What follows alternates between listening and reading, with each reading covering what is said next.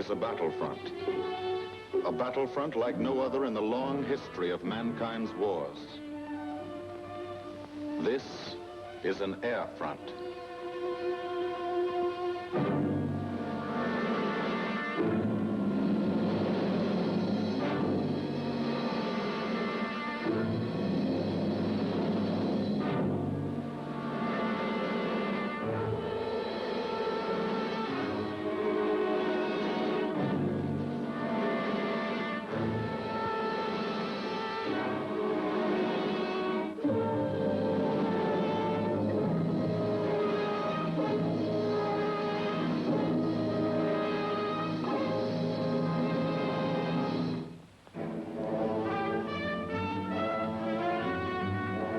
The working day begins, as it will end, with the ground crews, as much a part of the fortress as her wings.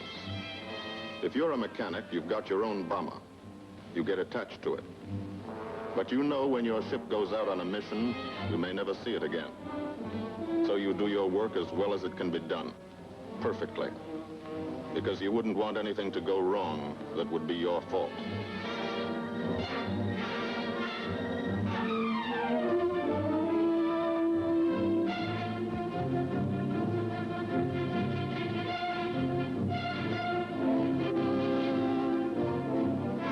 Today, the bombs will be taken from these bomb dumps somewhere in England and delivered to specific points in Wilhelmshaven, Germany.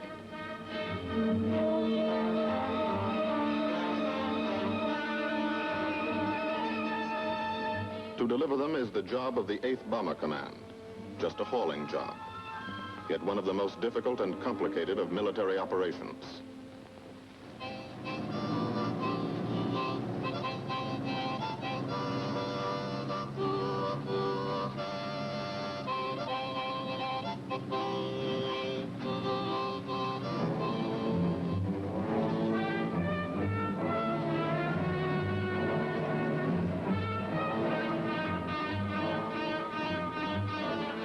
General-purpose demolition bombs. Impact velocity as high as 750 miles an hour. Pierce 5 inches of armor plate. Destroy a factory. Briefing at 0800. Pilots, bombardiers, and navigators take their places. The group commander, Colonel Stanley Ray, steps up to the target map, and for the first time, you learn where you're going. Sometimes your face turns white when you find out. Sometimes the feeling you won't come back tightens your insides.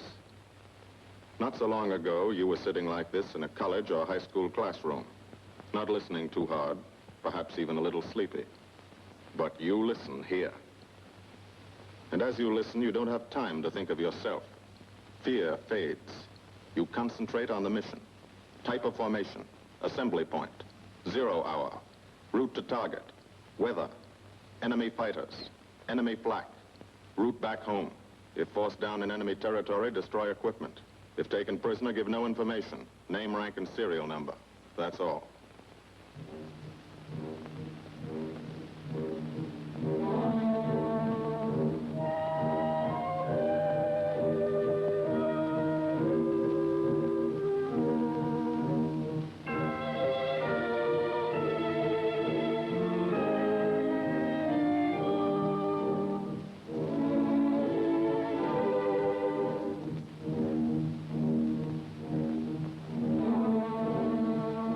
These are the passengers with one-way tickets.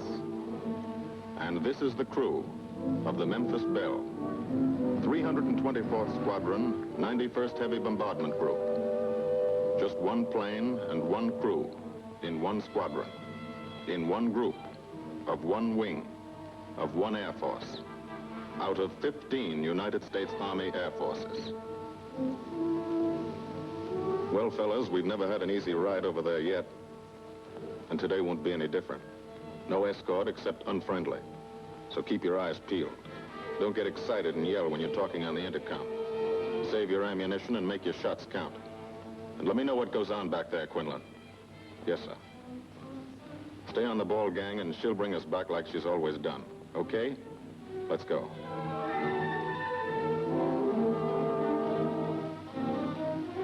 They have completed 24 missions In this, the toughest theater of air war, the big league of sky fighting, their experience is priceless.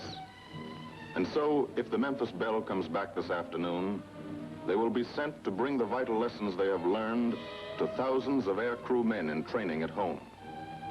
Home is America.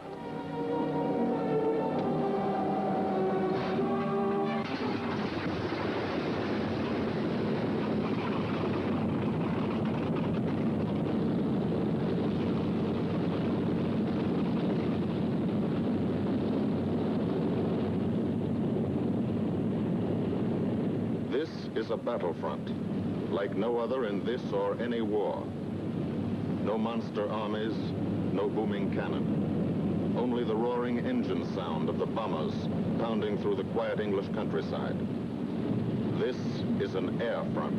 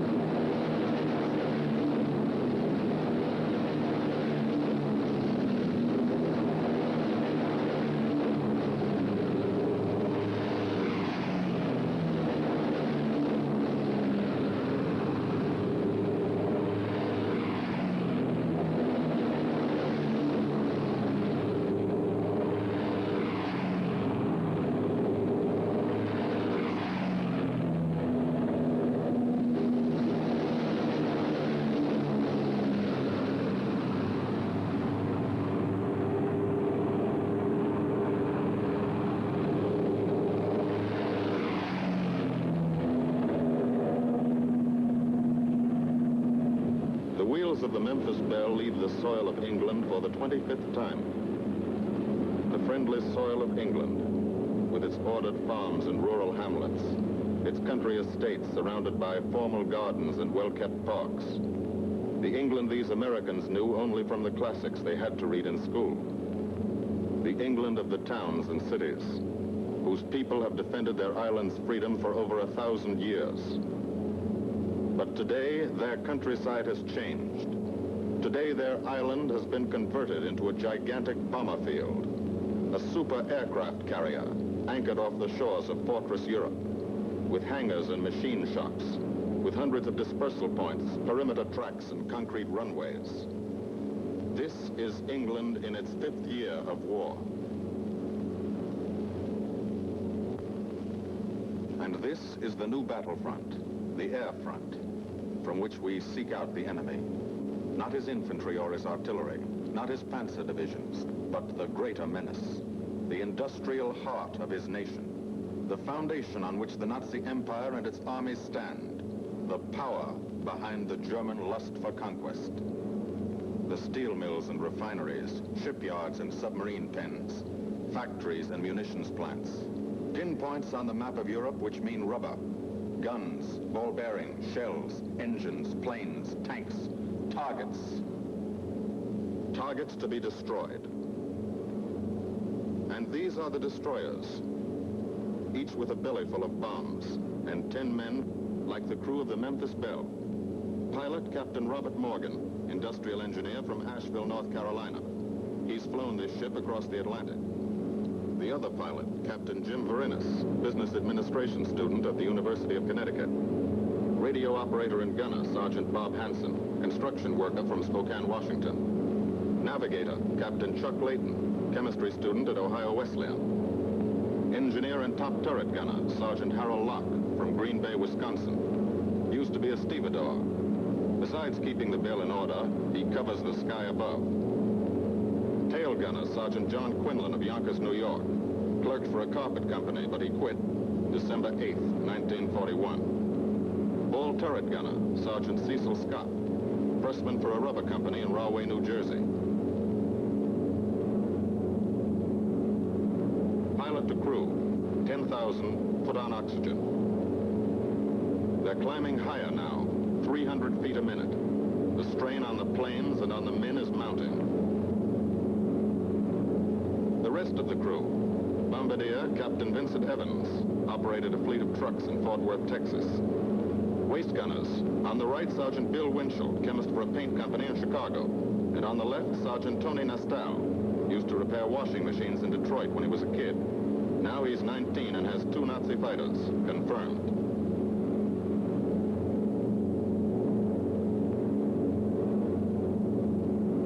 It takes all of a pilot's strength to keep a 30-ton fortress in tight formation. But the formation is the bomber's best defense against enemy fighters.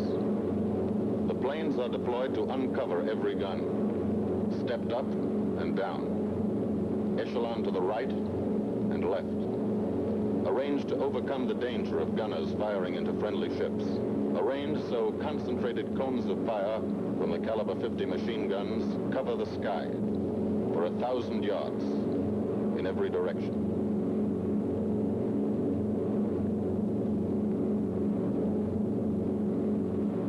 The friendly coast of England slips by below.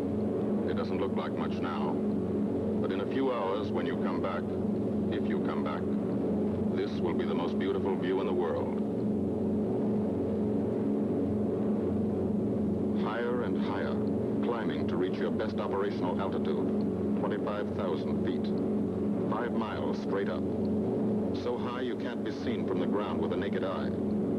So high that after 1 minute without oxygen, you lose consciousness. After 20 minutes, you're dead.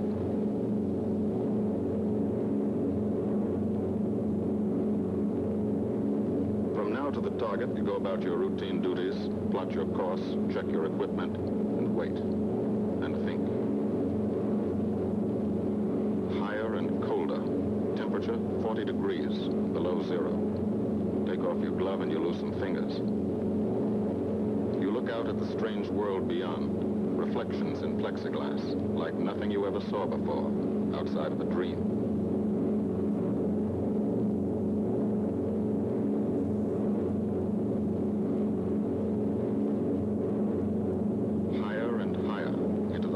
Stratosphere, until the exhaust of the engines mixing with the cold, thin air condenses and streams the heavens with vapor trails.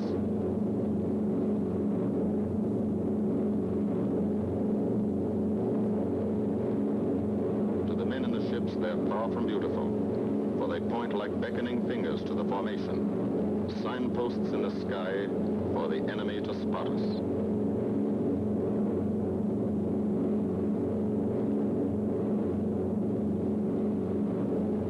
For these bombers to accomplish their mission, a plan is needed. Carefully worked out, timed to the minute. The job is to bomb Wilhelmshaven effectively and economically. The enemy is strong, skillful, determined to stop us. Here are his defenses. Airdromes, well dispersed. Each plane indicates a stoppel or squadron of fighters. Heavy anti-aircraft, highly trained and accurate, all along the coast and defending his vital installations. Radar to warn him of our coming. Here is our plan to divide his defenses and weaken his opposition. At 13:30 hours, shortly after takeoff, 6 groups of planes will be heading toward the enemy coast from 6 directions. The Blue Force, 100 B-24 Liberator 4-engine bombers. The White Force, 300 B-17 Flying Fortresses. The Green Force, 300 B-17s with an escort of 6 squadrons of P-47 Thunderbolts. A force of B-26 Marauders, twin-engine medium bombers, with 6 squadrons of RAF Spitfires escorting. Almost 1,000 planes and over 8,000 men in the air. The enemy alerts all his aerodromes. But which is our main force? What are our targets? Where should the Nazi controllers send their fighters? It's our job to make them guess, and guess wrong. A half hour later, at 1400 hours, the Blue Force will be heading east across the North Sea, with the White Force following. These enemy fighters are tied down, waiting to meet them, and will not be able to attack the Green Force. These fighters must come up to attack the Green Force, and thus will be no threat to the Blue and White Forces. The B-26s and Spitfires will bomb and strafe a key rail junction, diverting these 6 Staffeln and preventing the enemy from concentrating too many fighters on the Green Force, which is scheduled to bomb an aircraft factory at Hanover. At 1430 hours, the Blue Force will threaten this entire coastal area of northwestern Germany. Which target will it be? Flensburg? The Kiel Canal? Or will it turn suddenly and bomb Hamburg, Wegesack, or Emden? Actually, it carries no bombs at all. It's a decoy and keeps the fighters from the northern area busy while the White Force, the main effort, heads for the submarine pens of Wilhelmshaven. At 1500 hours, while the White Force is over its target, only a fraction of the available German fighter strength of the area can intercept it. Because of the Blue Force diversion and the simultaneous bombing of Hanover by the Green Force. This is the plan of battle for today, drawn up by the Combined Operations Planning Committee and approved by the Commanding General. The White Force, lead group, low squadron. We've crossed the invisible line of enemy radar. The Hun is expecting us.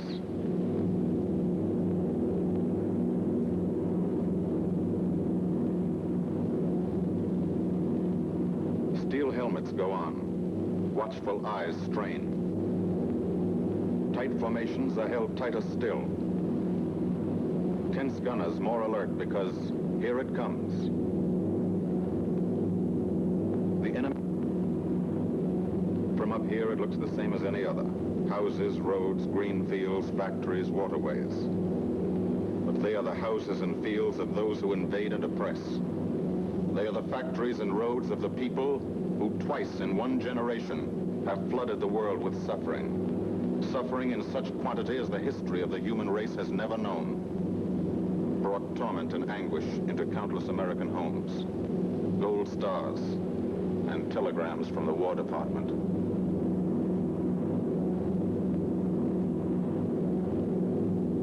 The first flak, just harmless-looking, silent puffs of smoke. Only each puff is a shell exploding, throwing shrapnel around the sky. Exactly the range, accurate flak by radio prediction. 5 miles down, Nazi anti-aircraft batteries have calculated the altitude, speed, and course. Where will the next one hit? You try not to be there.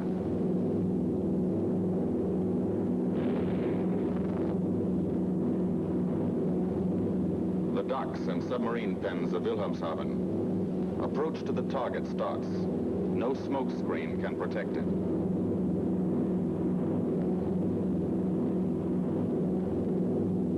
Now the enemy knows the path of your approach and walls that path with a flak barrage.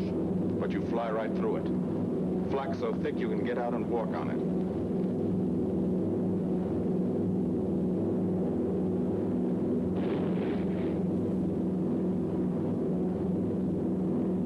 Morgan changes course every 15 seconds. Evasive action to confuse the flak batteries.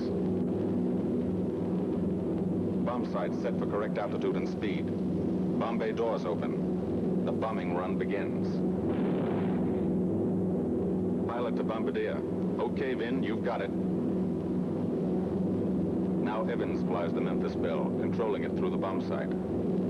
And now we are most vulnerable. Committed to our bombing run, we can't dodge flak or fighters. Here's the first.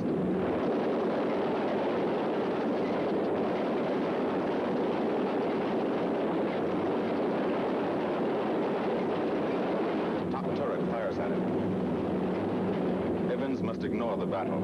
Crosshairs lined up on target. Adjustments for wind drift made. 2 more fighters diving from 9 o'clock. Flack now has the range too. They've hit this fort, but he keeps on his bombing run.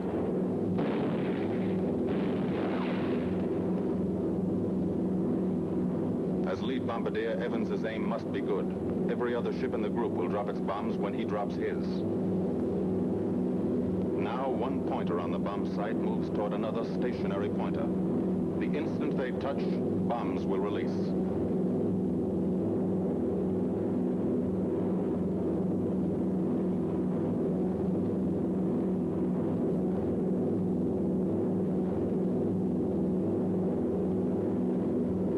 They touch. Bombs away.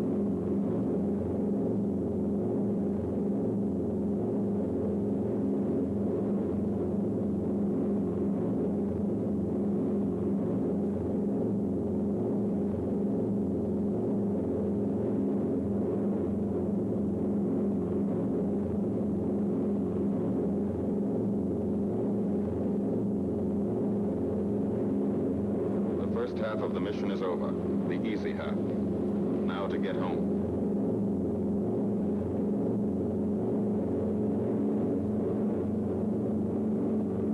The flak stops. That means fighters out there somewhere. A staffer lurking behind that cloud, or hiding up in the sun where the glare blinds you, and you can't see them, waiting to dive down on you. Fighters at 6 o'clock. This is what a gunner sees. A speck in the sky. That's a fighter. And then a blink. That means he's firing at you. 2,300 rounds a minute.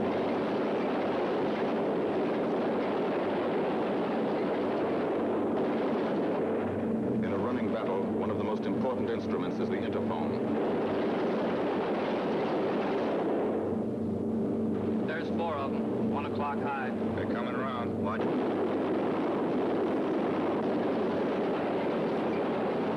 Fighters, 6 o'clock up, coming in, diving out, Chief. B-17 in trouble out at 2 o'clock, watching. Got an engine on fire.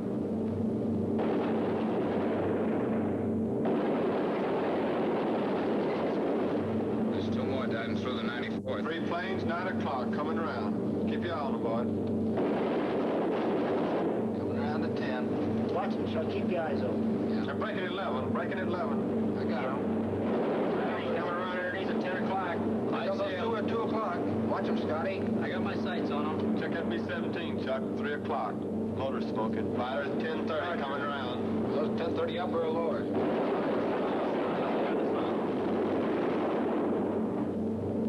B-17 out of control at 3 o'clock.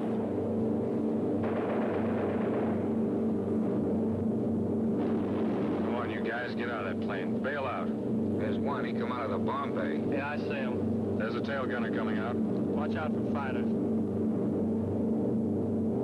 Keep your eye on them, Bill. See any parachutes, Quinlan? 2 parachutes open. Flag at 9 o'clock. 8 men still in that B-17. Come on, the rest of you guys. Get out of there. Come on, Bill. So far, There's 3 more shoots. flag, 11 o'clock. Fighters, 6 Me, o'clock. 109 at 3 o'clock. Keep after him, would you? I see him. I'm on him. Come on, you son of a bitch.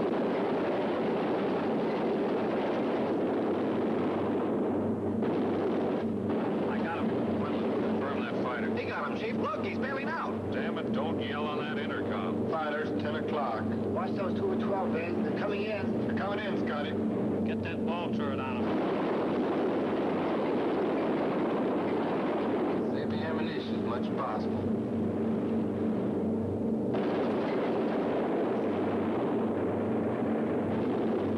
that fighter coming in at 3 o'clock.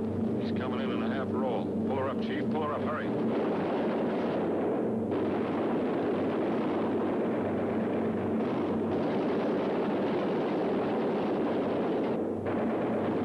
This fortress is hurt.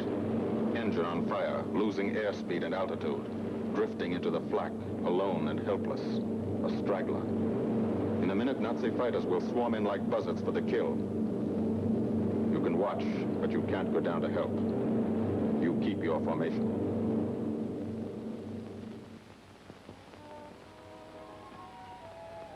Here, too, the mission is being flown. None the less real for being in the minds and hearts of these men behind. Ask anybody who's been to a field in England, or anywhere else our bombers are based, and he'll tell you that there's drama here, too. Waiting to see who's coming back. To watch them, you might not realize how tense these ground crews are.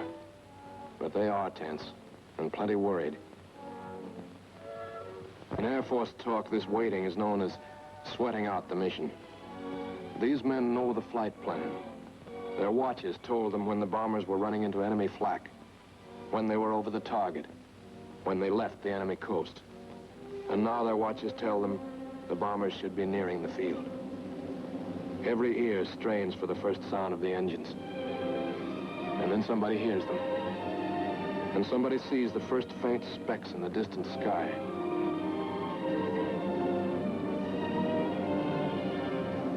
Every face turns to see and count. The watchers try to read the numbers on the ships. These planes have priority to land first. The colored flares mean wounded aboard. In the hospital window, these watching men know what that means. They know what it feels like to lie on a bouncing fortress floor for hundreds of miles through the frozen stratosphere in great pain, with the other men in your crew fighting to keep you alive until they hit the field. The field. Home. It'll be okay then. Because there'll be medical care. The best. As soon as the wheels of your plane stop rolling.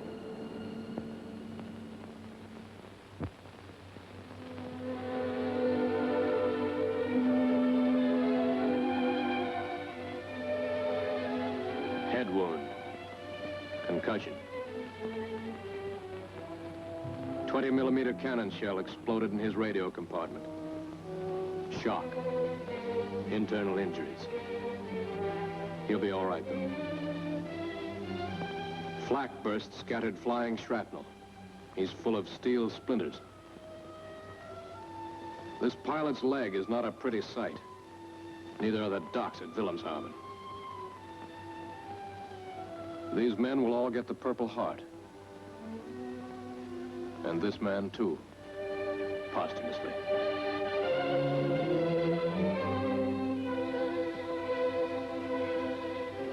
A transfusion right in the plane. This gunner's too weak to be moved. The new life-giving blood flowing into his veins might be the blood of a high school girl in Des Moines, a miner in Alabama, a movie star in Hollywood, or it might be your blood. Whoever it is, thanks. 36 planes left this field this morning. Now 6 more arrive. That makes 20 home. And this one's 21. More wounded aboard.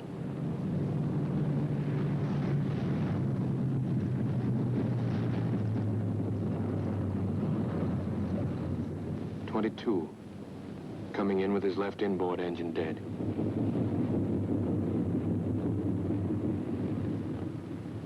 .23, with a feathered prop on his left outboard engine. .24, Southern Comfort, with a chunk of tail gone. .25, they flew home on their luck. .26, not a scratch. The control tower learns that 2 more landed at a British field to the south.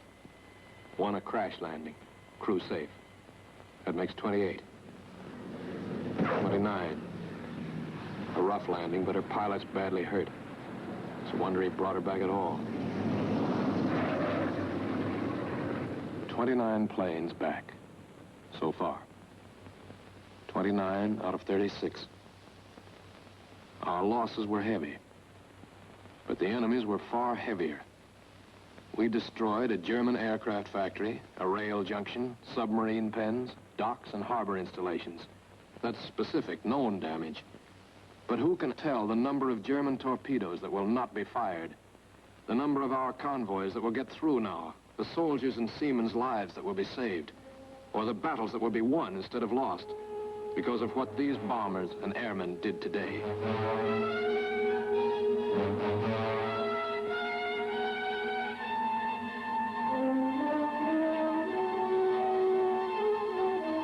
Pilot and tail gunner. They can laugh now. Fire on the inboard engine did this. Flames streaked back and burned the stabilizer, too. Another crew luck brought back.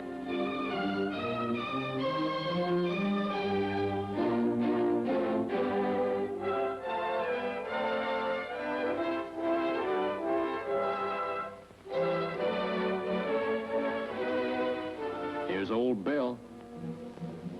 A pretty good airplane when it took off. Lost its nose, lost its navigator, bombardier wounded, top turret gunner and pilot hit. Hydraulic system shot out, no brakes, no flaps. But old Belle came back.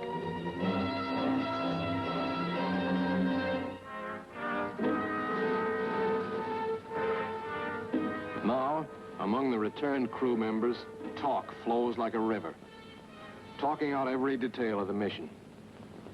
These are the faces of combat. Faces of Americans who have watched their comrades die. Faces that can never forget the enemy. And they're in no mood to have their picture taken.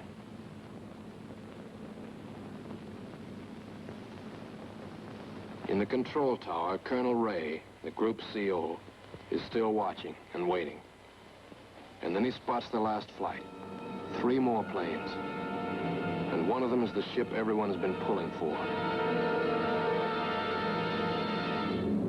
The Memphis Belle. The last few miles of this trip have been a joyride. The strain is over. They can leave their guns now. Now they know they're going to go home. To Spokane, Green Bay, Asheville, Detroit, Chicago, Fort Worth, and Yonkers.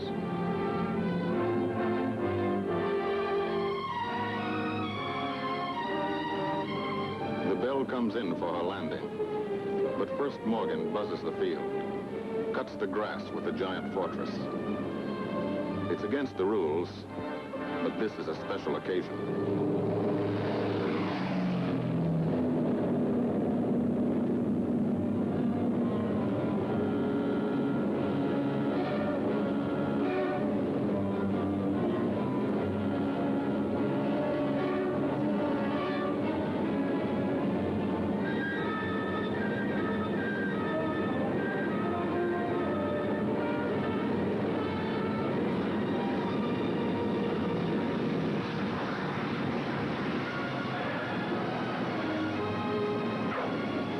The Memphis Belle come back to the soil of England for the 25th time.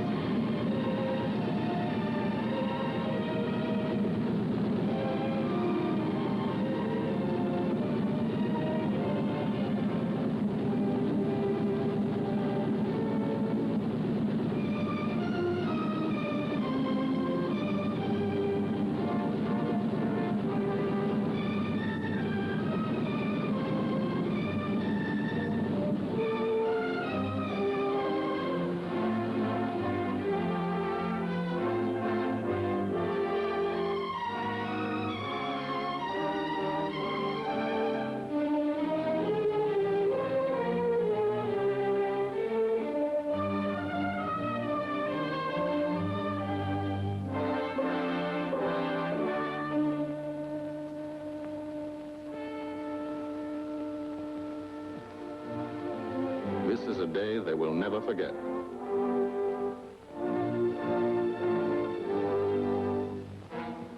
Another great day soon after, Brigadier General Hansel visited the field and presented the Distinguished Flying Cross to every member of the crew.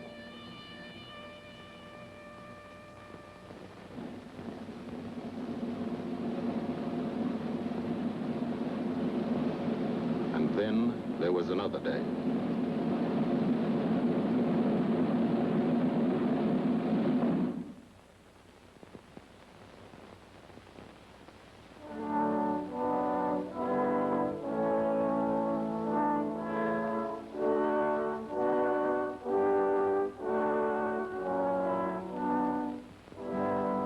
Their Majesties, the King and Queen of England.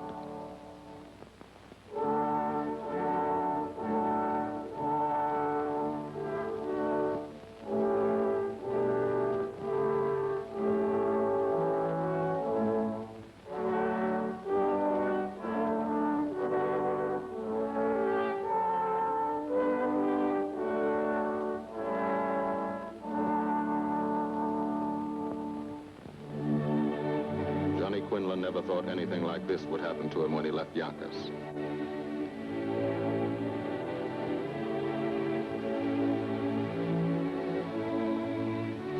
The ground crew were a little self-conscious about being dressed in fatigues, but the Queen thought they were very nice.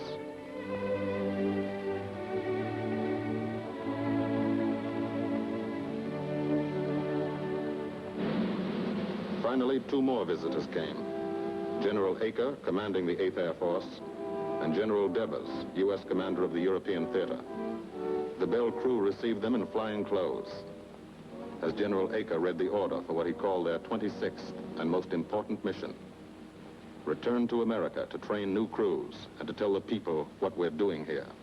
To thank them for their help and support and tell them to keep it up so we can keep it up. So we can bomb the enemy again and again and again until he has had enough. And then we can all come home.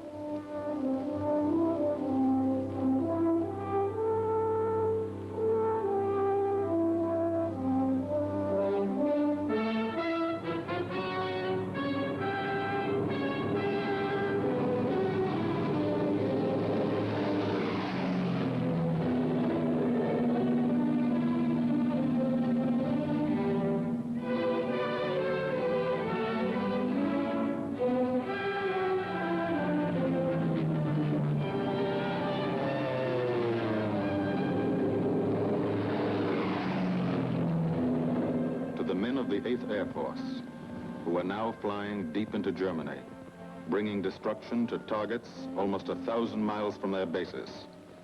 Destruction like this. And who have never once been turned back by the enemy. To those men, this film is gratefully dedicated.